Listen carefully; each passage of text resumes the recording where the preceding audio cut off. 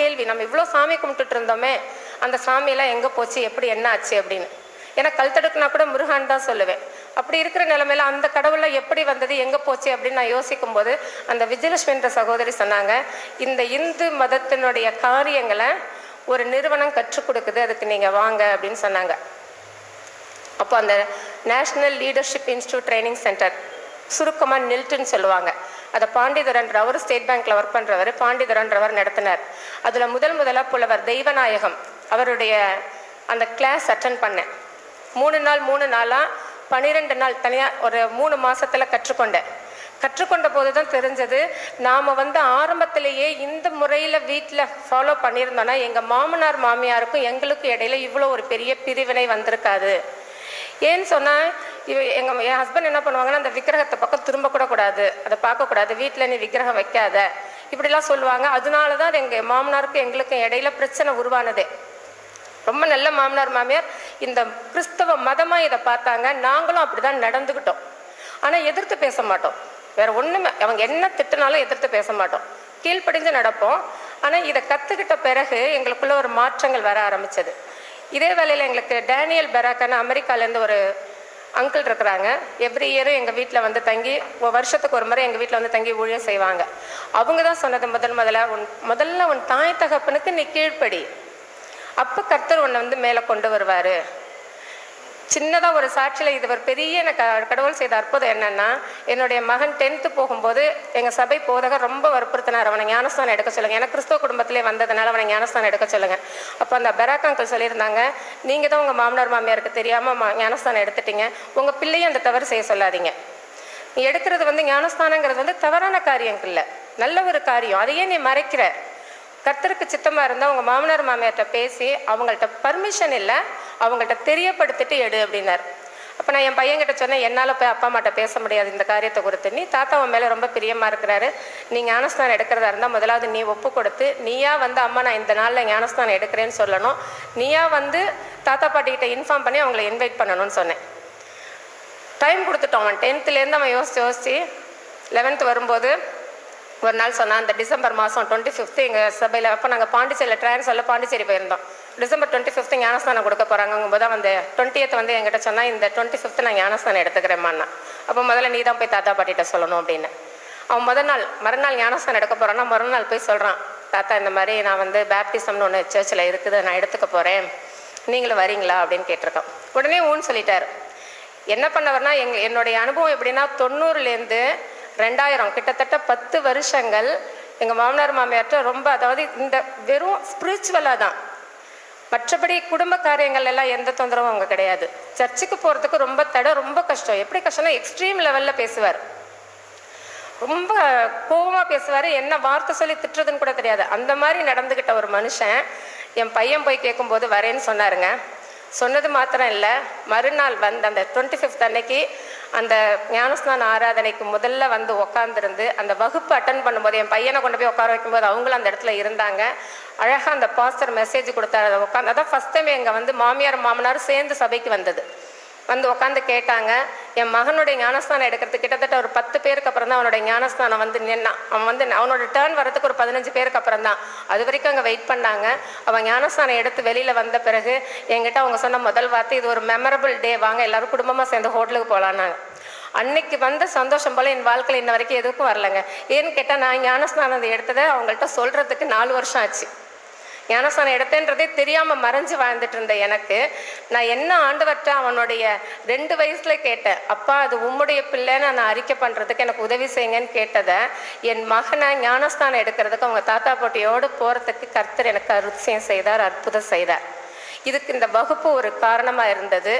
இன்னொன்று, என்னுடைய அந்த டேனியல் பெராக்கானன் சொல்லிக் கொடுத்த வாழ்வியல் முறை. நீ கிறிஸ்தவத்தை சொல்லிக் கொடுக்கறதுல இல்லைம்மா, நீ வாழ்றதில் இருக்குன்னார். நீ எதை போய் முதல்ல சொல்லிக் கொடுக்குறியோ அதன்படி நீ முதல்ல வாழ்ந்து காட்டு. ஏன்னா நான் சண்டே கிளாஸ் டீச் பண்ணியிருக்கிறேன். அப்போ அவர் சொல்லுவார், சின்ன பிள்ளைகள் தானே நினச்சிட்டு நீ உனக்கு தெரிஞ்சதெல்லாம் போய் சொல்லிக் கொடுக்காத. ஒரு 10 சத்தியம் எனக்கு தெரியுது, பொய் சொல்லாத. ஒரு எக்ஸாம்பிளுக்கு சொல்கிறேன், பொய் சொல்லாத, திருடாத, அடுத்தவங்க பொருளுக்கு ஆசைப்படாத, 3 வேளை ஜெபம் பண்ணு, ஒரு நேரம் பைபிள் படி. இது நம்ம சண்டே கிளாஸ் பிள்ளைகளுக்கு சொல்லிக் கொடுப்போம். அப்படி சொல்லிக் கொடுக்கறதுக்கு முன்னாடி முதலாவது நீ யோசிச்சு பாரு, அந்த காரியத்தை நீ ஃபாலோ பண்ணுறியா?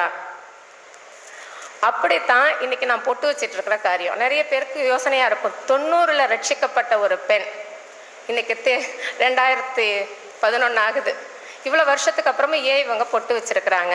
கிறிஸ்தவங்களா இருந்தால் பொட்டு வைக்கக்கூடாது, பைபிளில் எந்த இடத்துலையும் பொட்டு வைக்கிறத கொடுத்தோ எடுக்கிற, நான் எந்த டினாமினேஷனையோ அல்லது யார் வச்சுக்கிறதையோ எடுக்கிறதையோ பற்றி பேச வரல, என்னுடைய சாட்சிக்காக இதை சொல்கிறேன். பொட்டுங்கிறது இந்திய தேசத்தின் கலாச்சாரத்தின் அடையாளம். ஆனால் ஏன் வைக்கிறோன்னு ஒரு இந்து சகோதரிகிட்ட போய் கேட்டிங்கன்னா அவங்களுக்கு விளக்கம் சொல்ல தெரியாது. என்னுடைய முன்னோர்கள் வைத்து கொண்டார்கள், நானும் வச்சுக்கிறேன். பொட்டு வைக்கலைன்னா அமங்கலம். மங்கலம்னு சொன்னால் பார்க்குறவங்களுக்கு சந்தோஷமாக இருக்கும், பொட்டு வைக்கலைன்னா அமங்கலம். இப்போ எங்கள் வீட்டிலலாம் இப்போ நான் ஞானஸ்தானம் எடுத்து கொஞ்ச நாள் கழிச்சு பொட்டை எடுத்துட்டேன், நான் பொட்டு வைக்கல. இந்த வகுப்புக்கெல்லாம் வந்த பிறகு ஊழியத்தின் நிமித்தம் இந்த பொட்டை வைக்கிறேன்.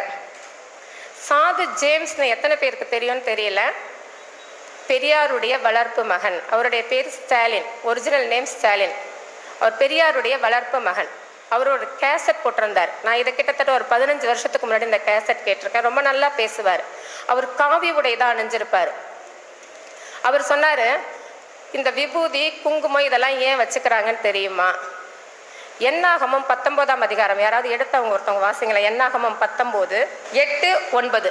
அதை சுட்டெரித்தவனும் தன் வஸ்திரங்களை ஜலத்தில் தோய்த்து ஜலத்திலே ஸ்நானம் பண்ணி சாயங்காலம் மட்டும் தீட்டுப்பட்டிருப்பான். சுத்தமாய் இருக்கிற ஒருவன் அந்த கிடாரியின் சாம்பலை வாரிக்கொண்டு பாளையத்திற்கு புறம்பே சுத்தமான ஒரு இடத்திலே கொட்டி வைக்க கடவன். அது இஸ்ரவேல் புத்திரரின் சபைக்காக தீட்டு கழிக்கும் ஜலத்துக்கு என்று காத்து வைக்கப்பட வேண்டும். அது பாவத்தை பரிஹரிக்கும். இது எதை குறிக்குதுங்க? கிடாரியின் சாம்பல். அது எதை இந்த கிடாரியின் சாம்பல் எதை பரிஹரிக்குன்றாரு? பாவத்தை பரிஹரிக்கும். முதலாக நான் வேதாகமத்தை முழுமையாக வாசித்த போது, இப்போ அந்த பைபிள் நான் கையில் வச்சிருக்கல, என்னுடைய முதல் பைபிள். அதில் நான் எழுதி வச்ச, யார் எனக்கு அந்த சாது ஜேம்ஸ் கேசட்லாம் இப்போ நான் கேட்கல, நான் எழுதி வச்சது விபூதி தயாரிக்கும் முறை. அந்த சாம்பல் தான் பாவத்தை பரிஹரிக்கும்னாரு.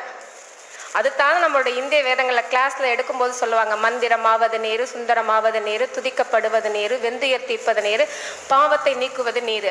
அந்த நீருன்னு சொன்னால் திரு நீருங்கிறாங்க. நம்ம கூட அதை சாம்பல்னு சொல்கிறோம். அவங்க என்ன சொல்கிறாங்கன்னா அதை திரு நீர். திருன்னு சொன்னால் சிறப்பு சேர்த்து, நீருங்கிறது விபூதியை குறிக்குது. அது இதை நான் முதலாக நான் இந்த வகுப்பெல்லாம் அட்டன் பண்ணாததுக்கு முன்னாடியே எழுதி வச்சேங்க, விபூதி தயாரிக்கும் முறைன்னு. அவர் சொல்கிறார், விபூதி தயாரிக்கிறதுக்கு முன்னாடி அது எப்படி இருக்கும்? அது மாட்டினுடைய சாணம். கலர் எப்படி இருக்கும்? கருப்பாக இருக்கும். அந்த சாணத்தை எங்கே போட்டாலும் ஒட்டிக்கும். பாவத்தில் போட்டாலும் ஒட்டிக்கும், சேத்துல போட்டாலும் ஒட்டிக்கும், சுவரில் நல்ல வெள்ளையான சுவரில் போட்டாலும் ஒட்டிக்கும். அப்படி என்னுடைய வாழ்க்கை எப்படி தான் இருந்தது? எல்லாத்தோடையும் ஒட்டக்கூடிய ஒரு நிலைமையில் இருந்தேன். என் மனது என்னெல்லாம் இச்சிக்குதோ அதுக்கு ஏற்ற விதத்தில் என் வாழ்க்கை இருந்தது. அந்த சாணத்தை போல கருப்பாக அழுக்காக பாவத்தில் நிறைந்து கிடந்த என்னை பரிசுத்த ஆவி என்னும் அக்கினியினால் சுட்டெரித்த பிறகு அதனுடைய தன்மை வெண்மையானது. விபூதி எப்படி தயாரிப்பாங்கன்னா, எங்கள் வீட்டிலலாம் ஒரு தலைமுறைக்கு முன்னாடி எங்கள் பாட்டி அம்மாலாம் செய்திருக்காங்க. நான் பார்த்ததில் சொல்ல கேள்விப்பட்டிருக்கிறேன். சாண உருண்டையை எடுத்து காய வச்சு முதல் நாள் இரவே அதை உள்ளுக்குள்ளே வச்சு மூட்டோன்னு சொல்லி போட்டுருவாங்களாம். உள்ளுக்குள்ளே தணலை வச்சு மேலே அந்த சாண உருண்டையை வச்சு மூடிடுவாங்க. மறுநாள் எடுத்து பார்த்தா அது அப்படியே கனிந்து போய் நிற்கும். அதை எடுத்து கொஞ்ச நாள் அதை பத்திரப்படுத்தி சலிச்சு அதனோட சில வாசனை திரவியங்கள் சேர்த்த வெண்மையான சுத்தமுள்ள வாசனை உள்ள ஒரு விபூதி தயாராகிருக்கும். இப்படித்தான் என் வாழ்க்கையே இருந்தது.